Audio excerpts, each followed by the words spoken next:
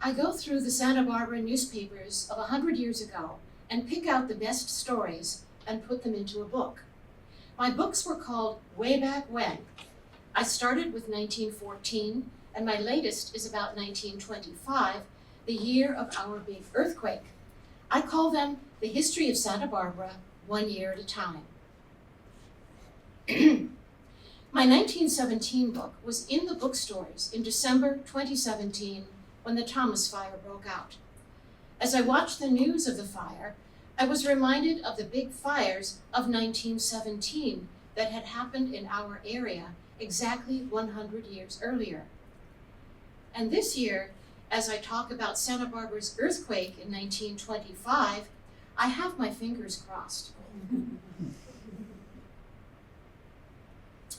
There are 4 pages in the book about the 1917 fires, so I'll start with the fires of that year and then compare those fires and the firefighting methods and the resources they had 100 years ago with what we had for the Thomas Fire.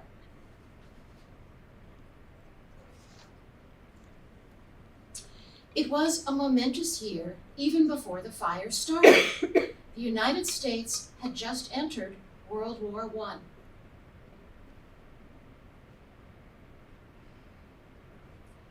But we tried to maintain some sense of normality. Over at Santa Barbara High School, for example, the senior class performed their class play.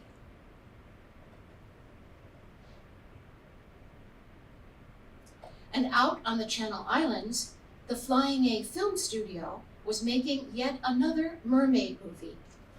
Any excuse for skimpy costumes, right? Remember, it's art.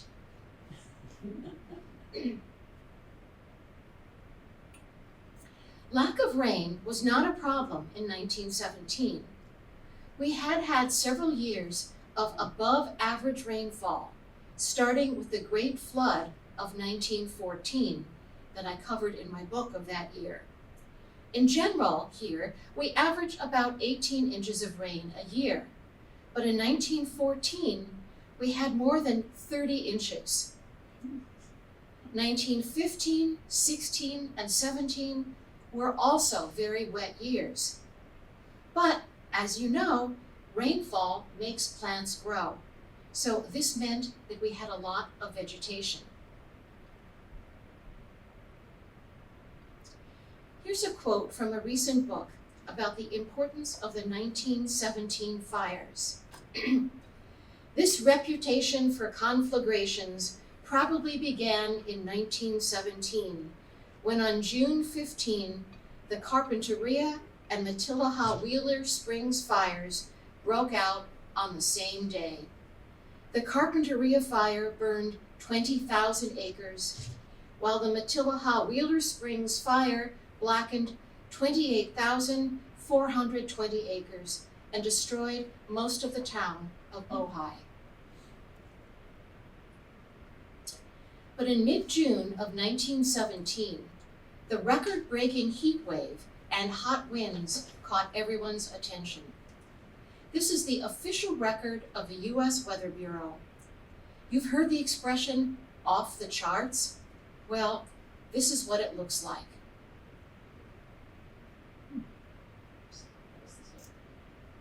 Okay, on the far right there, you can see the temperatures heading off the chart there.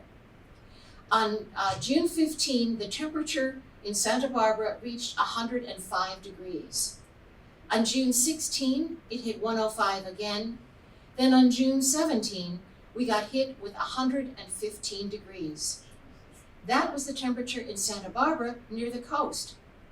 I'll talk more about the inland areas in a minute. By the way, all the headlines that I'm showing are actual headlines from the local papers, most of them from Santa Barbara. Remember that this was back in the days before air conditioning. If you were lucky, you had an electric fan. If not, you could pay a nickel and ride on the streetcar to get a little breeze, or get out your Armstrong fan and drink homemade lemonade. Or you could head to the local soda fountain. But that was it. The local paper said that hundreds of people in Santa Barbara gathered their kids and their towels and slept on the beach that night. Up in Ojai, it was even hotter. At a barbecue there, the local paper reported, instead of using fire as a means of cooking meat, large flat stones heated in the sun will furnish the heat. The stones became intensely hot, cooking the meat in a few minutes. Now, I didn't read about anybody frying an egg on the sidewalk, but I'm sure that was possible too. Newspapers, way back when, often mentioned an anonymous person referred to as the oldest inhabitant and asked what he or she remembered about similar events. This quote is also one of the few references I found to the fact that hot winds were also a contributing factor, as well as high temperatures. I'll read it. In the memory of the oldest inhabitant, no such freak of weather as that recently visiting Santa Barbara, in common with all other California points, can be recalled. The hot waves came in intervals and in spots like a breath from an oven door, causing the mercury to jump 30 degrees in 2 minutes. There were so many fires at this time, I had trouble trying to figure out what was going on where and when, and how to organize all the information. As I was racking my brain over this, I thought how hard it must have been for people who were living with the fires at the time. The Thomas Fire in 2017 was big, but it was just one fire. Here's a list of the 6 separate fires in June 1917. Toro Canyon, Mission Canyon, Summerland, Goleta, Carpinteria, and Ojai. The worst fire was in Ojai, so I'll start there first. The official name for the fire is the Wheeler Springs Matilaha Fire. The fire seems to have been started by a campfire in Wheeler Springs, north of Ojai. Along with the high temperature and winds, it quickly spread into the residential area of Ojai, as well as the train station where the telegraph office was. There used to be a train line that went up to Ojai, probably before your time. The old right-of-way for the train is now a bicycle trail heading up to Ojai. The telegraph operator signaled that the train depot was on fire and that he had to leave. The telephone operators also had to leave their building because of the fire. So for a while, Ojai was totally cut off from the rest of the world. And by the way, Ojai's original name was Nordhoff, and the name had only recently been changed, so some of the newspapers still referred to the town by its old name. The residential area was hit the hardest.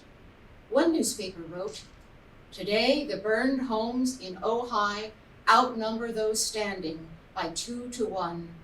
From its origin in Matilaha Canyon to the homes of Ojai, the fire advanced under a heavy wind and through brush that had been made tinder dry by a long hot spell."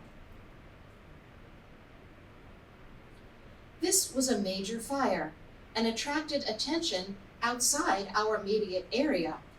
The fire made the front page headline in San Bernardino.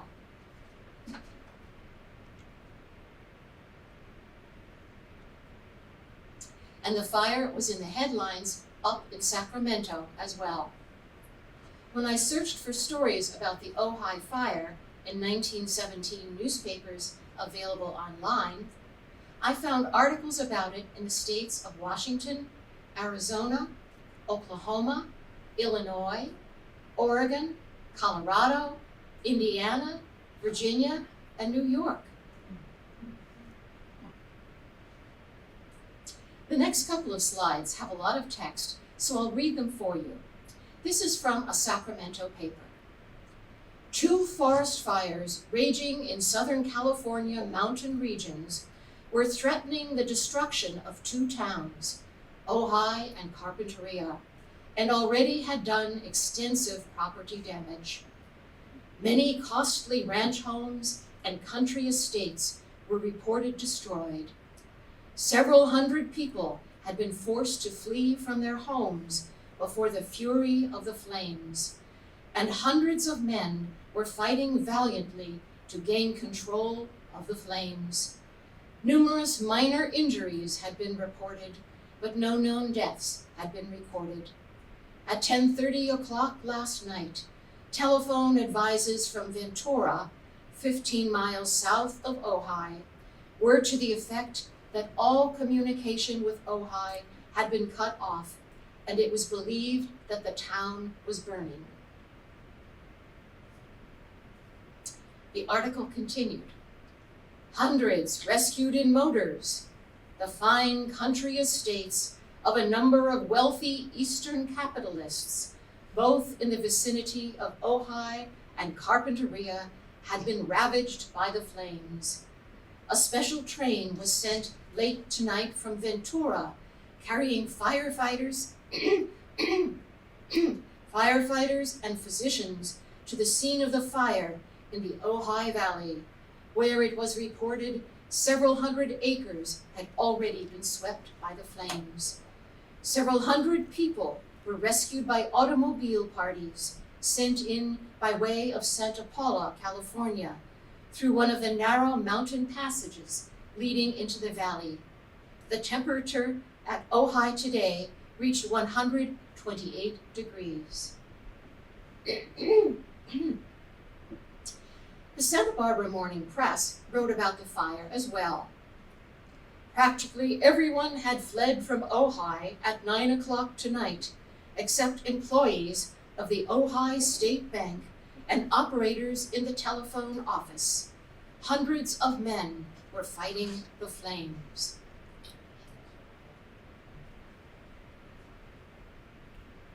Just a couple of more stories in the Santa Barbara paper.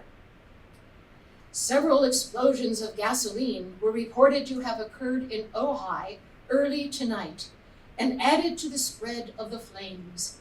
The town was practically depopulated, and several hundred refugees were being cared for here, meaning Ventura, and at Santa Paula.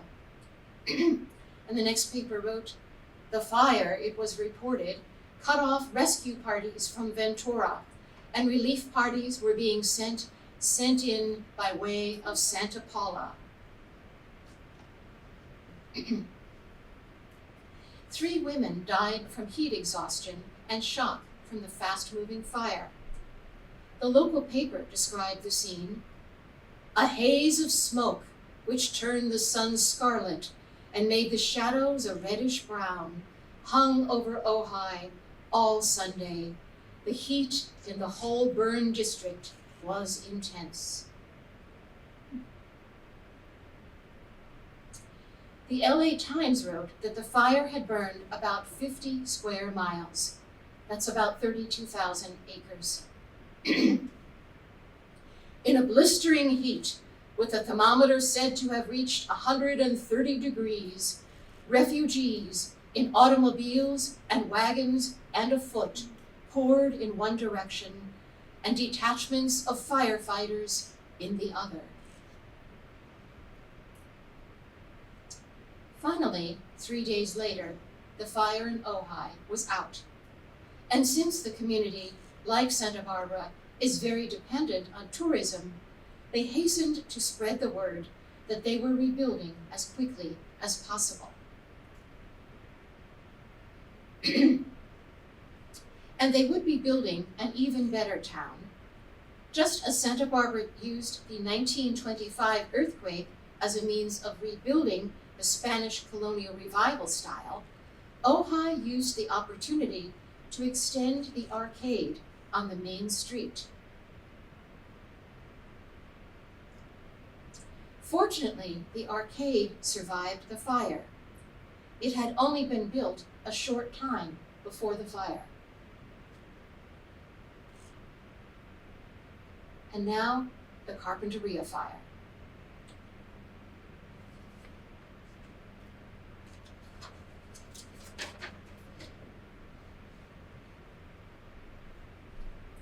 The fire in Carpinteria would have generated plenty of headlines had it not been for the fire in Ojai that was occurring at the same time.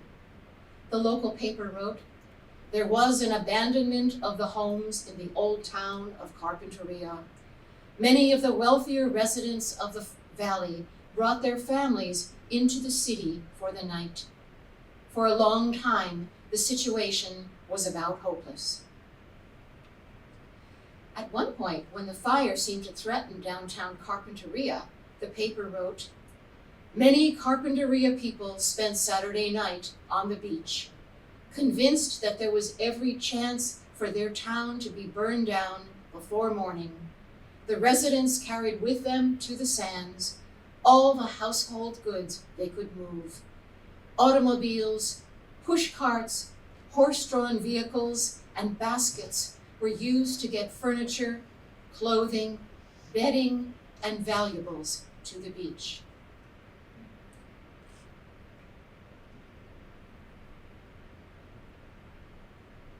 It seems that the fire started in the Toro Canyon area.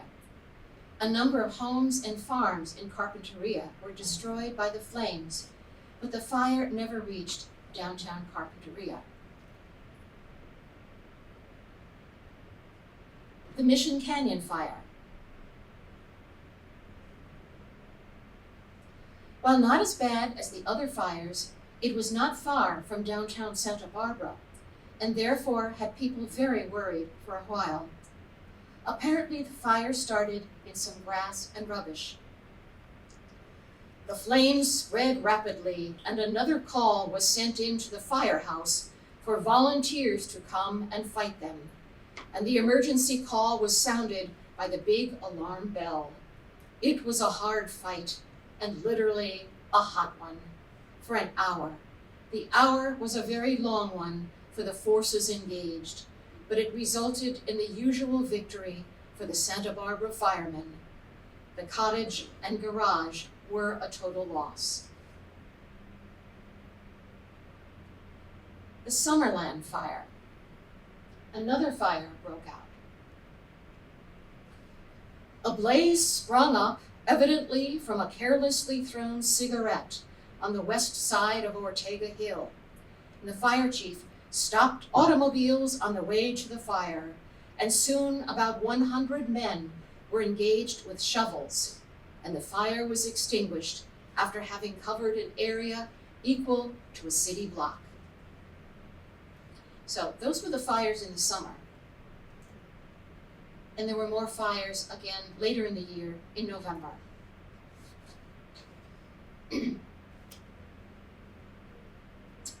Another fire in Ojai destroyed a number of stores in the downtown area.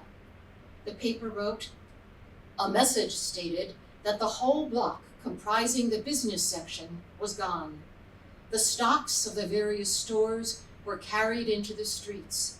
Schoolgirls formed a bucket brigade." Fortunately, most of the newly constructed arcade survived and is still here today. There was also another fire in Mission Canyon in Santa Barbara in November as well.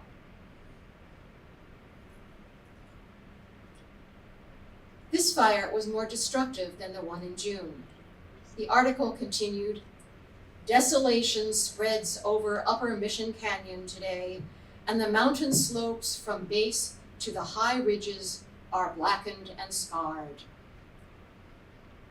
So that was the last big fire of 1917. If you were around that year, I'm sure it was a year you would never forget, and one you would tell your grandkids about. After the fires made history, it was time to reflect on the people who had made a difference. There were many unnamed people to thank. The local paper wrote, "The promptness and willingness to serve, which marked the way in which men came forward to fight the forest fires, was inspiring.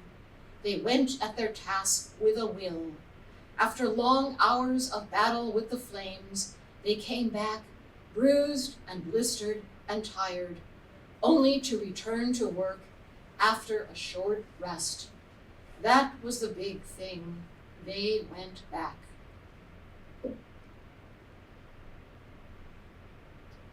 One group of firefighters was alive because of this man, Jacinto Reyes.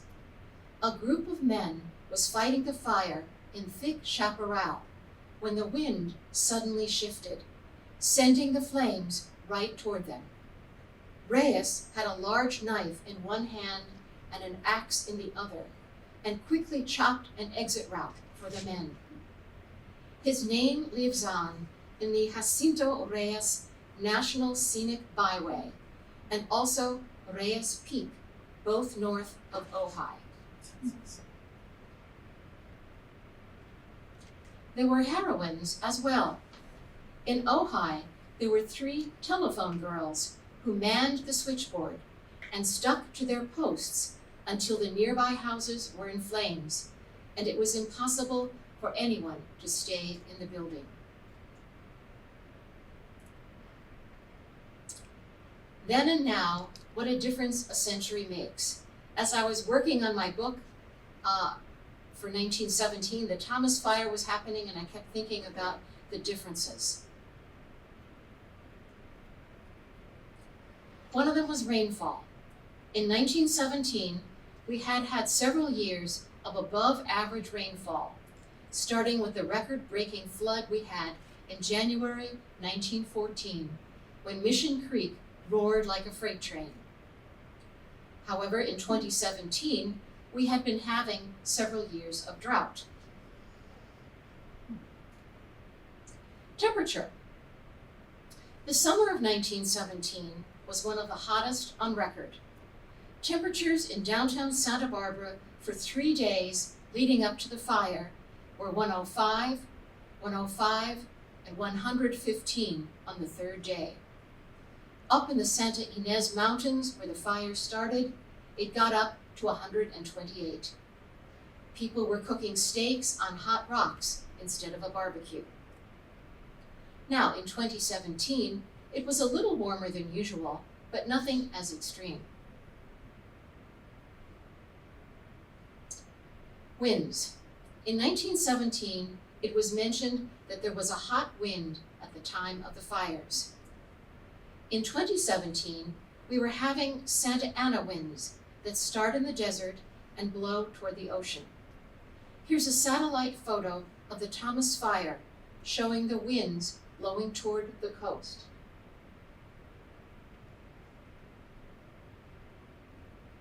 Causes. The general consensus was that the Ojai fire in June, called the Wheeler Springs Matilaha Fire, was caused by a campfire. No one seemed to be sure of the origin of the Carpinteria fire. Now, for the Thomas Fire, I believe power lines being blown in the wind and arcing is blamed for the fire.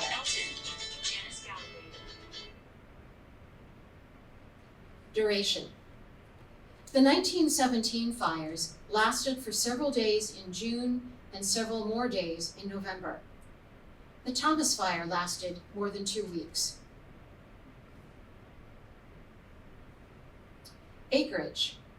It was estimated that in Ojai, more than 28,000 acres burned, and 20,000 more were burned in the Carpinteria fire. The Thomas Fire burned more than 280,000 acres, about 10 times more than burned in Ojai. Structures. In June 1917, most of the residential area of Ojai burned. Some barns were burned in Carpinteria. In the November 1917 fire, later in that year, much of the business district of Ojai burned. In the 2017 Thomas Fire, more than 1,000 structures burned. We certainly have come a long way in fighting fires in the last century.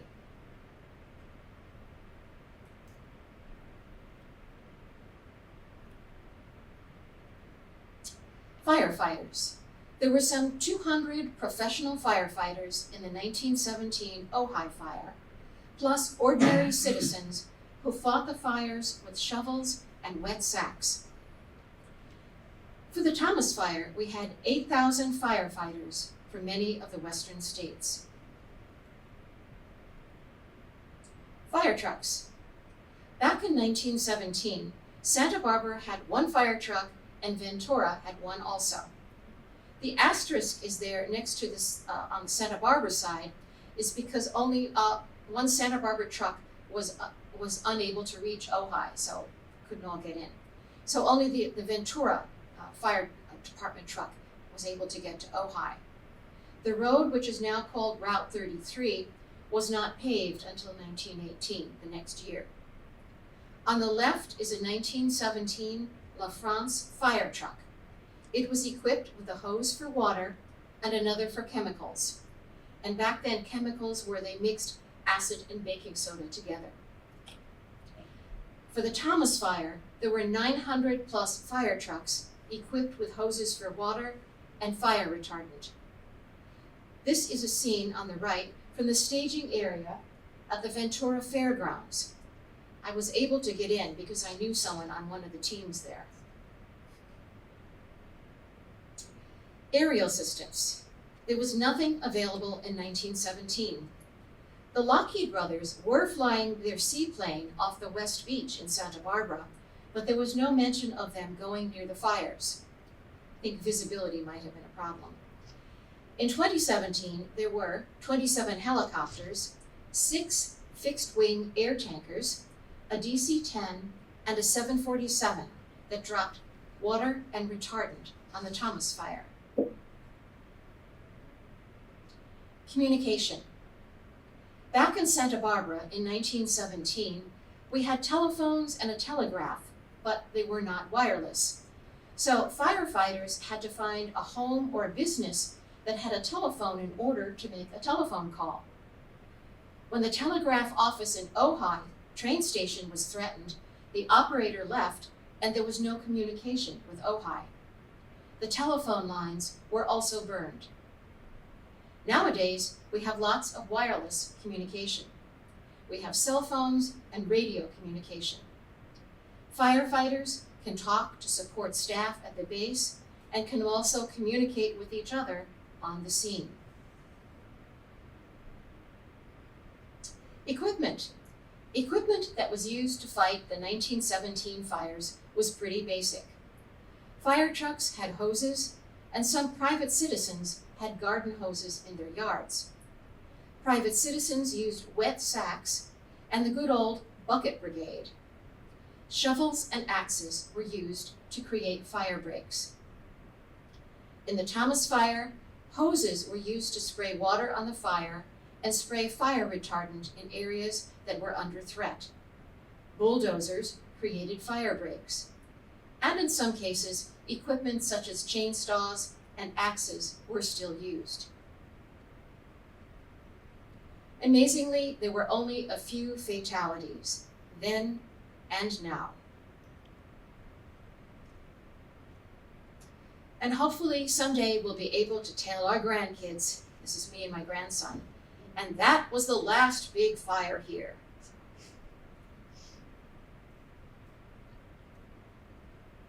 Okay, questions, comments? Anybody here to tell me that's not how I remembered it? Sure. I have a question. Going back and utilizing newspaper, archive newspapers, is that something that was always a fascination with you, or is that just for the purpose of finding out more about the story? Okay, the question is using newspaper articles online in old newspapers. That's basically how I wrote my books. I started, when I lived in Chicago, I used to write for local papers there, and I wrote about 100 years ago what was going on. And then when I moved here, I thought, well, okay, Santa Barbara had a history 100 years ago. So fortunately, the newspapers are online, or no, some of them were in the library on microfilm. And so I would sit for hours at the microfilm machine, grinding away. Every once in a while, a high school student would come up to me and say, "Excuse me, what is that machine you're using? So yeah, I just like, there's a lot of history in old newspapers, and I wonder sometimes too, 100 years from now, what will they have to look at us? So, Thank you. any other questions or comments? Okay, I have a question for you. Have you ever heard of anyone calling a fire hydrant a fire plug? Oh. I remember my grandmother calling it. Maybe it's old-fashioned or something. Well, I was riding on a plane one time, and I was sitting next to a retired firefighter. And when he found out I was a historian, he said, well, do you know the story about fire plugs? And I said, no. Apparently, back in the 1800s, a number of water lines were in wooden pipes that were buried under the ground. And so the fire truck would go out to a location in the city, probably, and they knew the approximate location of the wooden fire lines. And they all had a big drill, each truck, and they drill down into the ground to get into the wooden water line, put their hose in there, pump out the water, and spray the fire. And then to fill up the hole that they had drilled, all the fire trucks carried wooden plugs that were the same size as the holes that they had drilled. So they would plug up the water line. And that's why some people call fire hydrants fire plugs. So. All right, well, thank you all for coming.